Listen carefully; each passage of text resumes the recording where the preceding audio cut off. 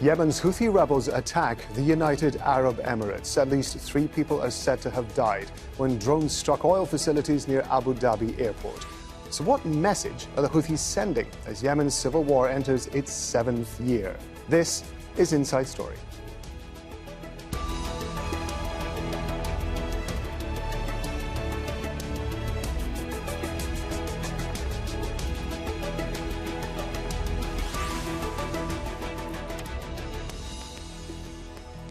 Hello and welcome to the programme. I'm Rob Matheson. The United Arab Emirates has promised it will retaliate against the most significant Houthi attack on its soil in years.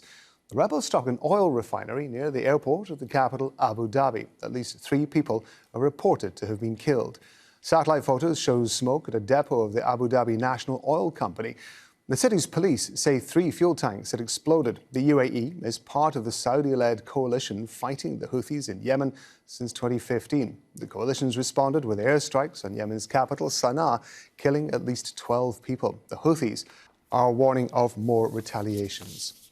The armed forces warn foreign companies and citizens residing in the UAE enemy state that they will not hesitate to expand the bank of targets to include more important sites and facilities during the coming period. Well, since the war began, the United Arab Emirates has taken an active role in Yemen. But in 2019, the UAE withdrew its forces from Aden. It said it was part of an effort to strike a peace deal with the Houthis. Emirati troops still had a significant role in supporting the Southern Transitional Council. It's a group of separatists who want independence for southern Yemen. In 2018, the UAE said the Houthis were behind another attack on a fuel depot and Abu Dhabi airport. And earlier this month, the Houthis say they seized an Emirati-flagged ship near the port city of Hodeidah. The Saudi-led coalition says the vessel was transporting medical supplies.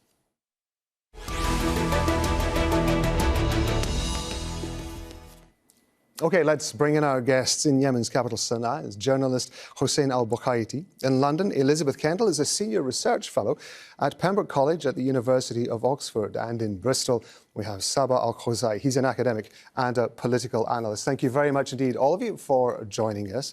Elizabeth, let me ask you first. There's a lot we still don't know about these attacks. One happened at a busy international airport. Both were close to residential areas. But in the 24 hours immediately after the attacks, there have been very little videos on social media. There's been very little comment about it. What do you make of all of this? I think that what's happening is that everyone's assessing the extent and the impact of the attack before they rush to conclusions. And this is very smart, especially on the part of the UAE. They don't want a knee-jerk reaction. But I think it's safe to say already that this is a very significant development in the war.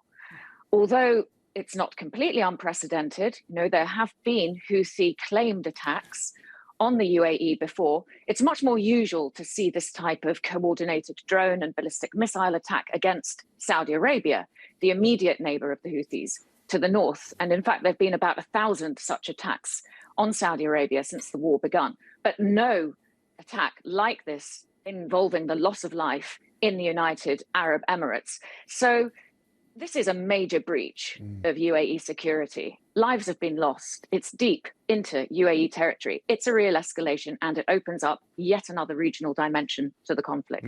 Hussein al-Bukhaiti, the Emirates, as we said, had claimed to at least have scaled down its presence in Yemen, at least in terms of its own troops.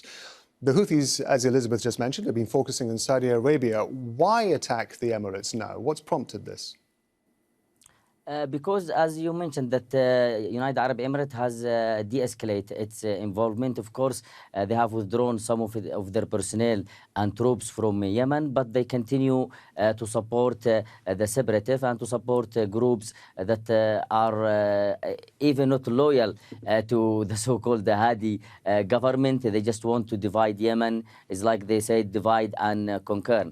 And what about the latest attack? Because United Arab Emirates, after they withdrew withdrawn from Hodeidah coast, they have sent those troops called the Giant Brigade to Shabwa, and they start the fighting. And the United Arab Emirates has fully resumed its airstrike against many areas, not only in Shabwa, as well in Marib and in Damar and in other areas. That's why Yemeni army and some officials and army commander here, they have warned the United Arab Emirates about a week ago that if they are not going to stop their attack, that Yemen will attack United Arab Emirates, and this is exactly what happened. And I believe that if United Arab Emirates will continue as they did in the last 24 hours in response to the attack on Abu Dhabi, they have targeted a residential area in Sana'a, killing 12 civilians, injuring 11, and there are several people still missing. 10 people is from Al Junaid family. They killed the father, the mother, their nephews and nieces, and their daughters and their sons. And that's why I think that in the coming days we might see a major attack against United Arab Emirates, because the latest attack on Sana'a was conducted by United Arab Emirates fighter jet. Sabah Khosai, do you think that the Houthis are capable of actually producing a sustained campaign against the United Arab Emirates, or are we going to see a series of intermittent attacks similar to what we've seen so far? Well, could be, in fact, but not really. I don't think they are, presenting a very real threat to the security and sovereignty of United Arab Emirates. I think this attack is like, flexing their muscles. I mean, the Iranian muscles, if I may say, because we all know that Houthi, backed by Iran, is a proxy war on behalf of Iran happening in Yemen. However, it's a very dangerous escalation. And I think, the wise people in Houthi, if I may say, should take into consideration that this is a violation of the sovereignty and integrity of United Arab Emirates. And of course, it's a threat to the security of the region. And this escalation will not lead to anywhere whatsoever. And we all know very well that the Houthi has conflicted so many casualties and defeats in the Ma'rib front line. And the official government forces, I mean the Yemenese army and the resistance, and of course, joined by the giant brigade, the Alwiyat al-Amalika, has marched towards Shabwa, and now they are marching to Bihan and Harib. And this major battlefield will really hit hard the Houthis' presence in that region. This is why they are trying to, to punish the United Arab Emirates of such involvements, because United Arab Emirates are really, training and army and, supplying munitions and arming the giant brigades and other official governments forces in the region. So Houthi thinks that by doing this, by attacking, civilian targets or oil refineries in Abu Dhabi, the capital of United Arab Emirates, might put hold on such effect of the United Arab Emirates in the region. I mean, in the conflict in Yemen. Elizabeth, I want to ask you about the point that Sabah just brought up there. Those links that are believed to be existing between Iran and the Houthis. We're at a stage, if I understand it correctly, where Saudi Arabia and Iran are in the midst of ongoing exploratory talks, as they've been described, which are being hosted in Iraq, and they're being hosted by Baghdad. But I understand that also some Iranian officials had moved to Jeddah just in the last 24 hours or so in order to be part of the Organization for Islamic Cooperation, which condemned these attacks. Now, my question is this. Is this the right time for the Houthis to be carrying out attacks like this when there appears to be some effort on the parts of Saudi Arabia and Iran to reach some sort of agreement between them? Yes, that's the $60 million question. I think it's important to understand at the moment that we're not clear on precisely how closely the Houthis and Iran collaborated on these particular attacks. And that's important because it helps inform the message that they're trying to send us. And I think it's also important to point out that the Houthis are supported by Iran, but they're not a direct proxy. The Houthis can still make independent decisions. So what kind of message is being sent at this time? I think we can read it in various ways. And these pivot really around two parallel strands of Iran talks. As you say, there's a regional independent dialogue happening between Iran and Saudi Arabia, and also Iran and the United Arab Emirates. And the Houthi message, perhaps in that case, is, look, we're still here. We're a persistent threat, and it doesn't matter if you make sideline agreements with Iran. We're an independent entity, and we're still going to be bellicose.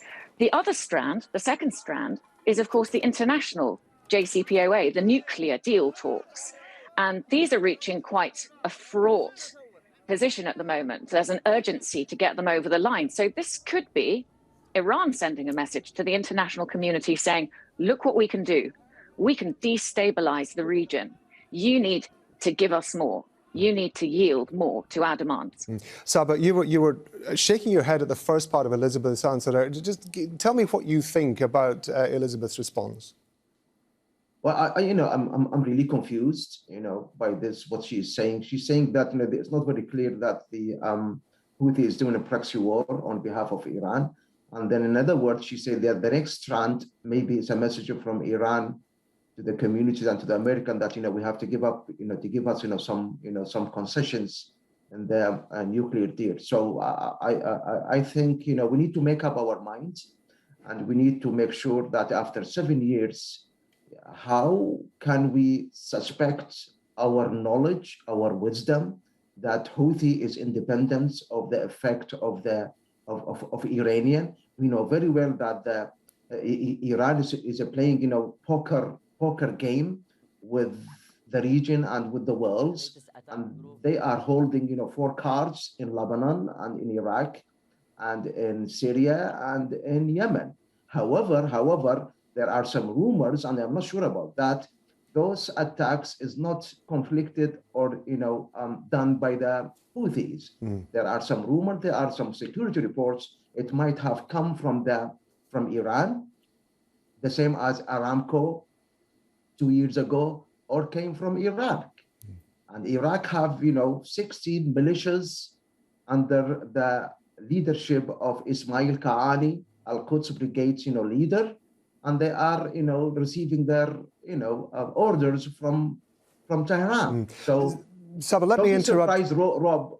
Yeah, forgive me for interrupting you, but I take your point. I think we should stress that Elizabeth was saying it's not clear what the link is. That's not to say that there isn't a link or there is. It just simply, the actual links, the definition, if you like, of that link isn't clear. But I want to come to Hussein Al-Bakhaiti because you're, of course, in Sana'a. You are working alongside or working certainly in a situation where the Houthis are operational. From your experience, is there any indication that there is a specific link between Iran and the Houthis, and Iran could be controlling what is happening on the grounds with the Houthis? Now, I don't want to get too deeply into this because we are talking, of course, about the Emirates, but I just think that this is an important point to try and make clear. What's your analysis, briefly, sir, if you would, of what that situation is?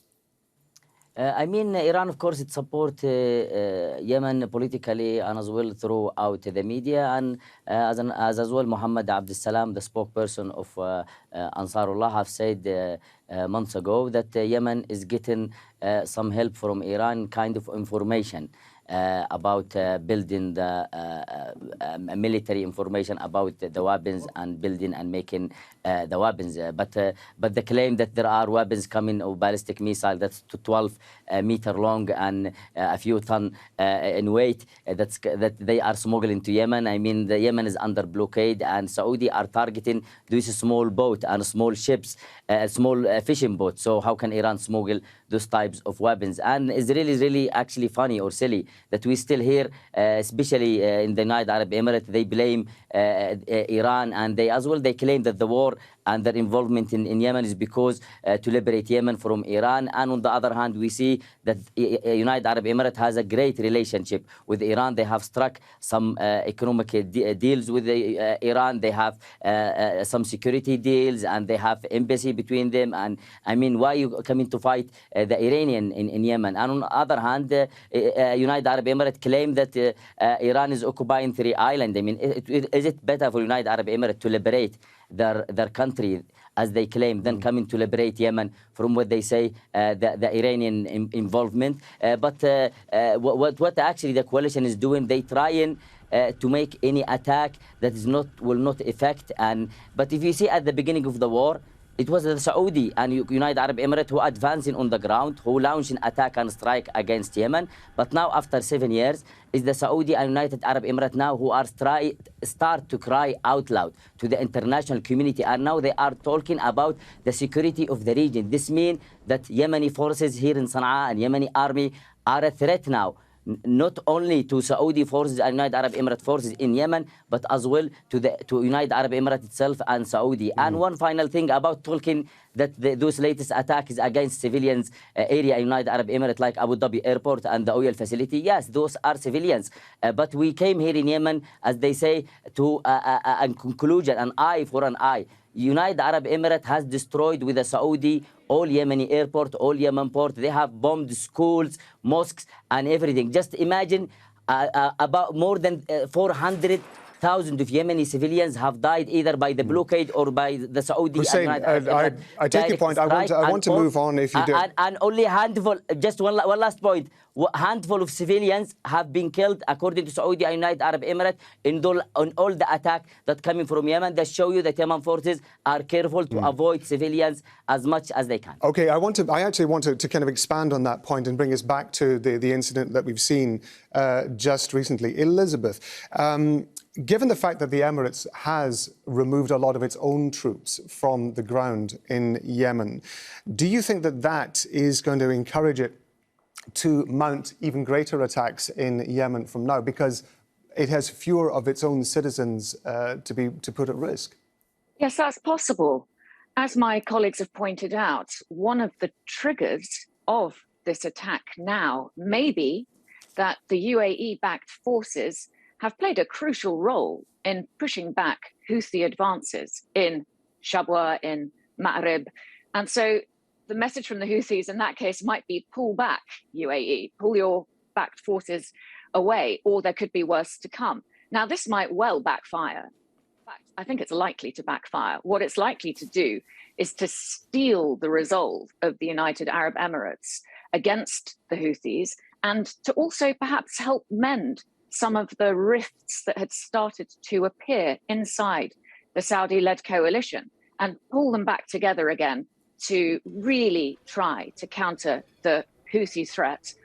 Or it could come back to bite them inside their own countries.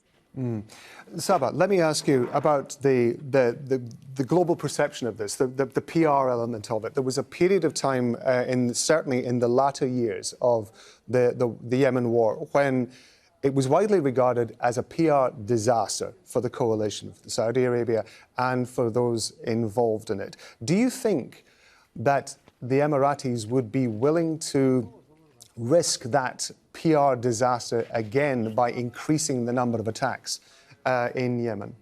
They are not rescuing in a PR. They are, in fact, retaliating to what sort of aggressive attack, terrorist attack, to their facilities and to their civilians. However, I just want to remind you, Rob, that there are, United Nations Resolution 2216, which clearly state that this is the Houthi has made a coup, and they have to withdraw their forces from Yemen and submit everything, their weapons and their armies, to the legitimate governments of President Abd Rabbah Hadi Mansour.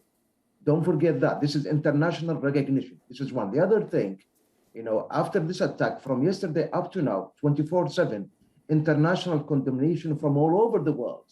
The United Nations, the USA, Britain, European Union, France in particular, most of the Arabs and most of the in Asia, India, Malaysia, Pakistan. And this means that this is how aggressive and how evil this attack to the United Arab Emirates. On the contrary, if I may say, that I think the forces in this, if you excuse me, I quote, in this fronts, Ma'rib, Shabwa, Bihan, Ain, Harib, Mala'a, Ajoba. This is a vital front line battlefield. They will march forward. This is why the Houthis are crying. And in the end of the day, let me make it very clear. This is the war. It's not between United Arab Emirates and Saudi Arabia or the Arabs alliance against Houthi. No, it's between the Arabs and Iran. I repeat, between the Arabs and Iran. Our battlefields in four countries, in Iraq and in Saudi, in Yemen and in Lebanon and in Syria. This is very clear. And please tell me, and don't, I mean, it's really funny to listen to people saying that they have missiles and they have drones and they think that Iran is helping them only support, political support and media support. No, they are supporting them with all kinds of weapons. There is no manufacturing facilities in Yemen or in Saudi, in the mountains of Saudi. Hussein, let me ask you just to pick up on the point that Sabah is making there. If there is international condemnation and criticism of this action by the Houthis, will that be enough for the Houthis to rein in, to show what some would regard as a mature response, a proper response? They've made their point, they've hit the United Arab Emirates, and now they do no more. If there is that international pressure in order to acknowledge that response from the international committee, would the Houthis, do you think, be prepared to do that? I mean, all this condemnation from many countries, most of those countries are either in the, as he said, some Arab nation are in the coalition, or some countries who have a good ties with the Zionist state of Israel, and as well from countries like UK, France, and United States, who are fully supporting this war and making billions of dollars in selling the wars. Just I want to make one thing clear.